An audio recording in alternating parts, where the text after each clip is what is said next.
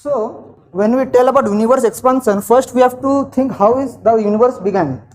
So we see here in this slide I am seeing here is a singularity which we call the Big Bang. From here the universe originated, and how the universe originated, why it originated, we do not know. But one thing we certainly know, that the universe is expanding. So from this, to understand this, we will tell about a little analogy. So this is my next slide. So what is analogy? Let's think that a Big Bang before is this balloon. So before the Big Bang there was nothing. So if we slowly put air in the balloon will expand, and that all the universe like this, the balloon will expand like this. So if we, another analogy we say, that is the bread dough experiment. So if we consider this a bread and dough, when we put it under a microwave, it slowly expands. So this is the analogy that the universe began, and these doughs are all the galaxies. The galaxy expands like this. Similarly, that this is of the universe. So this is one galaxy. Slowly it is expanding, and then it really expanding and going. So the previous slide, that is began from this. So this was the incident of the Big Bang. So slowly, like this balloon, the universe is also expanding like this. So now we have to first understand how we came to know about this universe expansion. So we all know who is him. He is Sir Albert Einstein. So he first in 1915 gave the general theory of relativity, which told us the mass and energy and the gravitational thing he first said. But this was a theoretical concept. The first time who told about universe expansion was Sir Edwin Hubble. He observed the expansion with the help of a telescope, 100-inch Hooker telescope, which was situated at Mount Wilson at California. So when he was observing the universe, he observed a phenomena which we know as the redshift. But when we tell about redshift, so what is redshift? So for knowing redshift, we must first know about the Doppler effect. So to learn about Doppler effect, let's see what is Doppler effect. So this is Christian Doppler who first told about the Doppler effect. The Doppler effect, firstly we have to learn about the Doppler effect in sound, then we'll learn about it in stars. So first, the Doppler effect is the change in frequency of a wave when some source is coming. So like I am talking, if I come really close to you, my voice will increase, and if I go beyond you, the voice will decrease. So this is the phenomena Doppler effect. So Doppler effect occurs when there is a relative motion between two bodies. If two bodies are situating side by side, no Doppler effect will occur. Like if I am sitting here, you are sitting here. I am talking like this, the frequency will remain same. But if I slowly move towards you, the frequency will increase. And I move away from you, the frequency will decrease. So like this,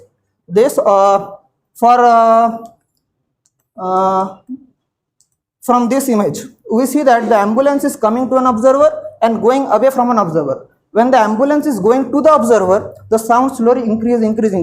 And from this person, the sound is decreasing. So we see that when the sound source is approaching towards the observer, the sound increase. And from when the sound is going away, the sound decrease. So this is the phenomena of Doppler effect. This example is ambulance. Same thing occurs in train station. When you are standing, when the train is coming, you can see that the train is coming towards you. So the same thing occurs in light. See, if we tell about the Doppler effect in light. So Doppler effect in light is something like when there is, we all know the rainbow pattern, wave gear, starts from violet, ends in red. So you all know that violet blue has the least wavelength but high frequency, and red has the longest wavelength. So if anything goes away from our eyes, means anything is going beyond, then the only spectrum that reaches our eyes, that is red color. And if something is approaching us, the spectrum is blue color, like this. So this is an example of a star. Is the example. If the sun is going away from us, we will only see the red spectrum, and if it is coming towards us, we will see blue spectrum. So the previous slide I told that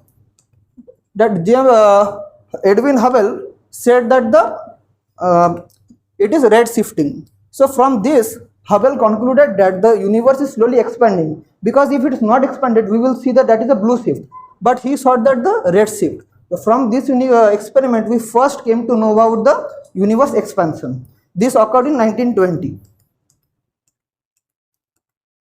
Then these are all the example of red shifting. So for slowly the universe expanding. So see how much the universe expanding, the more the red spectrum is increasing. And this is the example of red shift.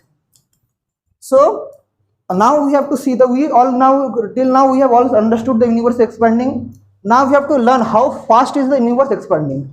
So we all know that the universe created from the Big Bang around 13.4 billion years ago. For how fast this universe is expanding, we have to, I will tell an example. So there is a galaxy named NGC 7513, which is right now in 2024, it is 60 million light years away from us.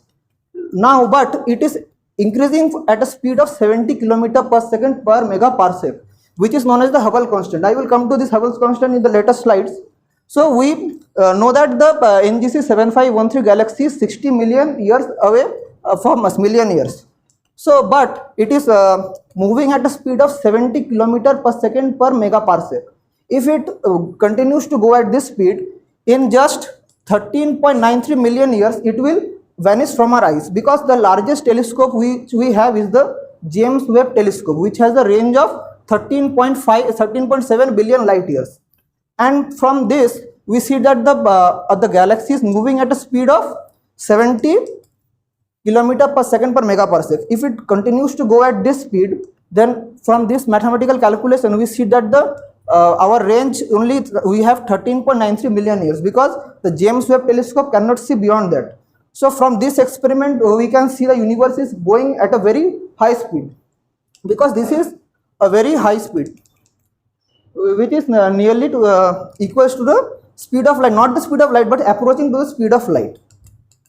So from this, we get that how much universe speed is expanding. Now there is, I have told a term, the distance, but we know we cannot calculate the distance of one star to another. So now we have to see how did we get that velocity and how did we get that distance. For this, we have to know about Hubble's constant. Now what is Hubble's constant? This is a formula given by Sir Edwin Hubble, where v is the recessional velocity of galaxy. Two galaxies are moving apart, so how much velocity, that is v. H0 is the Hubble's constant, and d is the distance to the galaxy. For calculating this Hubble's constant, previously two methods were used. One was the cosmic ladder distance method, another is cosmic wave background method was used. So what are these two methods? Now these are ancient methods. Now there is another more methods which I will say. So first, this cosmic ladder method is something that the two galaxies, we have to calculate the distance. For calculating distance, we will have to capture the light coming from this. So how much velocity the light is coming, we get the distance from that concept. And for calculating the velocity, because Hubble's constant velocity is also required, we need the velocity of the redshift. So for calculating the distance, we see here a ladder method. So how much the light is coming from there, we calculated the distance, and for the velocity we took the redshift, because galaxies are moving apart, obviously redshift will only come. And from this experiment, we get that the value of Hubble's constant is 68 per kilometer per second per megaparsec. And another method is cosmic microwave background method. So for this method, after the Big Bang, 400 million years after the Big Bang, the cosmic wave radiation was calculated, and how much speed the cosmic microwave radiation expanded, from this the Hubble's constant velocity was calculated, which is approximate 72 km per second per megaparsec.